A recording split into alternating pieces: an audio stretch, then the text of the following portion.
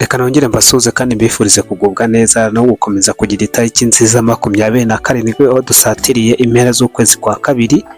Tuje mu makuru yacu, ndagaruka ku mujyi wa Goma. Abantu 6 bishwe n'imodoka za cortege z'izinyeshyamba za M23. Turaza kubirebera hamwe iby'iki gikorwa ndetse n'uwagikoze. Ariko kandi muri uyu mujyi wa Goma harimo haravugwa byinshi bitandukanye. Ubu noneho harimo umukwabu karundura aho barimo baragenda bafata abantu bose bafite smartphone bakabacekinga, bakajya gucokoza telefone zabo kugusanganamo amafoto rero y'ibirimo birabera ku rugamba. Ngo ni icyaha gusa se nisakirirego ibyo bintu bibwabyo ngo urahita ubizira. Iby'iyo nkuru ndaje ndabibabwira byinshi bigendanye nayo. Ariko kandi nanone ndagaruka kuri Perezida Faci Beto. Amakuru arimo araturuka Kinshasa mfite hano nuko ubwo yarari mu modoka ye, ndeba hari imodoka yaje kumwitambika, niba ari y'ubwiyahuzi niba ari y'ikindi ntabwo kiramenyekana. Ariko ubwo yarari mu modoka ye hari imodoka zari zimuherekeje, haza gucamo imodoka itamenyekanye aho yavuye ya minibus izisatira imodoka y'umukuru w'igihugu. Ntabwo tuzi umugambi wayo ndetse n'uwari uyitwaye ntabwo yigeze agira byinshi atangaza kuko yahise afatwa n'inzego z'umutekano.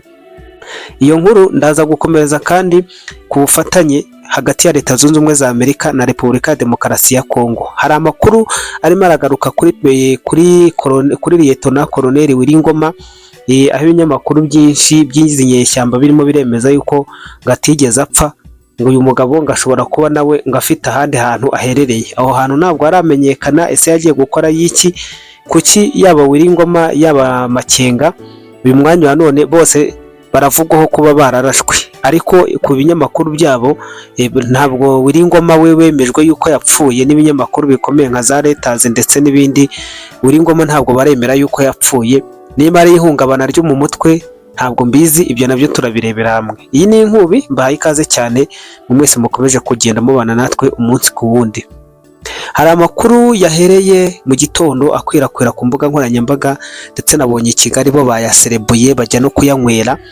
Ni amakuru avuga yuko ngo Perezida w'u Rwanda yahagaritse ibihano byagombaga gufatirwa u Rwanda.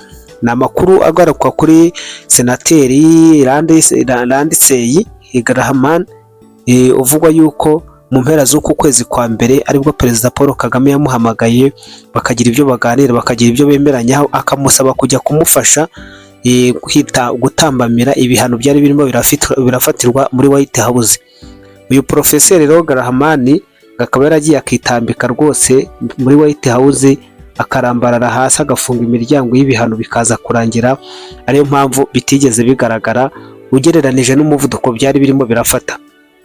Ni mu gihe rero ibiro bya Leta Zunze Ubumwe za Amerika byamenyesheje ko amakuru yagiye hanze, yavugaga ko ubuyobozi bwo hejuru bwari bwafashe icyemezo cyo guhagarika ibihano, kandi ko ibihano byari byafatiwe Leta y'u Rwanda ngo byari ibihano bikakaye. Graham rero akaba yabashije kubyitambika. Nabonye i Kigali iyo nkuru bayinywereye, bayiserebuye, za mitsingi ziraza gushira mu tubari.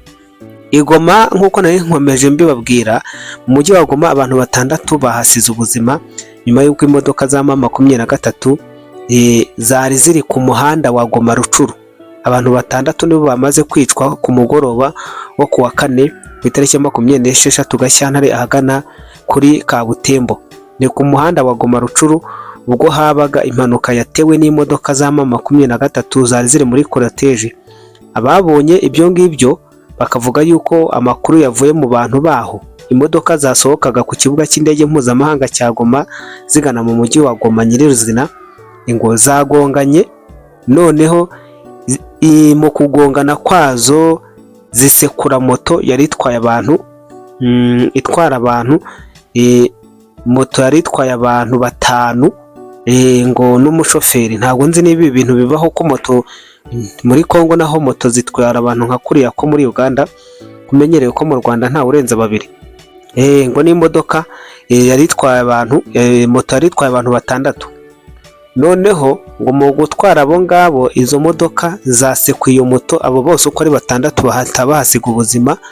Ababibonye bakavuga yuko ngo izo modoka zikomereje zikigendera nkaho nta kintu cyabaye, ngo zikikomereza urugendo rwazo, iyo mirambi igasigara yandagaye aho mu muhanda. ni bwa bugome nyine, niko n'ubundi babaye, kwica abantu babigize umwuga, kumena amaraso nta kintu bivuze kuri bo, kubona umuntu yapfuye, kuba bakwica umuntu noneho bo bameze nk'ikisi, babifashe nk'ibintu bisanzwe, kwica umuntu babifashe nko kwica ikimonyo. Ariko kandi muri uyu mujyi haravugwamo ikibazo gikomeye cy'abasirikare b'uyu mutwe ushyigikiwe n'u Rwanda, bakomeje ngo guhohotera abaturage. Amakuru akavuga yuko cyane cyane birimo biragenda bigaruka ku bantu bafite telefoni ngendanwa zino za smartphone, ikimenyetso cyerekana icyaha gikozwe ku bushake, aho barimo baragenda basaka abantu bafite izi telefoni ngo bakazibaka, bakinjira muri telefoni zabo ku ngufu, bakinjira mu mafoto n'amavideo byabo kugira ngo barebe yuko hari ufite ibigendanye n'ibirimo birabera kuri tera.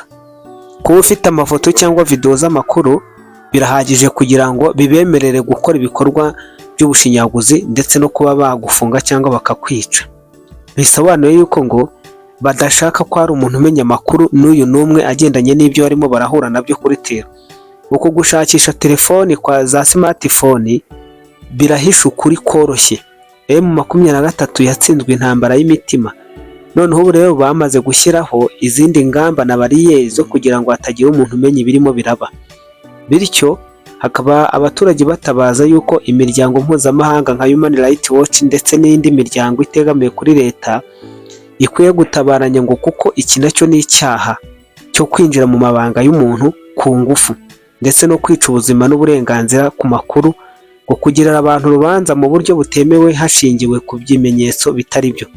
Ikibazo cyo gutotezwa ngo kigamije guheza buri bwoko ubwigenge bwo kwiyumvamo igihugu cya Repubulika ya Demokarasi ya Kongo. Mvuye kuri iyi nkuru, reka mpite nkomereza kuri iriya nkuru nababwiraga Perezida Faci Beto. Ni imodoka ntoya yo mu bwoko bwa bisi, bwa minibisi Volvo, ndeba yari ifite plaque banditse hariya, yaje isatira imodoka z'umukuru w'igihugu, cortege y'umukuru w'igihugu Felix Antoine Tshisekedi ubwo yavaga mu Bufaransa. Noneho rero amakuru akavuga yuko iyi modoka yaje ikasatira izo modoka, izindi zose barazihagarika ziva mu nzira zitanga umwanya, ariko ngo iyo minibisi yo bayihagaritse yanga guhagarara, ahubwo ngo yirukanka ku muvuduko wo hejuru isatira imodoka yari itwaye umukuru w'igihugu. Ngo yerekeje ku muvuduko ukomeye, yerekeza ku modoka yatwaraga umukuru w'igihugu, ikaba ngo yahise kumirwa n'itsinda ry'umukuru w'igihugu, escort ziwe ku bumenyi bafite buhambaye. Byatumye umushoferi w'iyo minibisi yahise atabwa muri yombi kandi arafungwa. Iperereza riracyakomeje kugira ngo hamenyekane icyateye umushoferi kugira ngo akore gutyo, n'icyo yari agambiriye cyangwa niba hari n'uwari wamutumye. Byanashoboka yuko nacyo cyari igitero cy'ubwiyahuzi, akaba yashakaga yenda kugira ngo agende amugereho, namugeraho wenda usanga afite nk'imbunda murase cyangwa amuteremo grenade, ntawamenya. Ntabwo nzi yenda ngo ni iki cyari kimujyanye, ibyo nabyo ni ukubitegereza tukaza kumenya uko iperereza riza kurangira.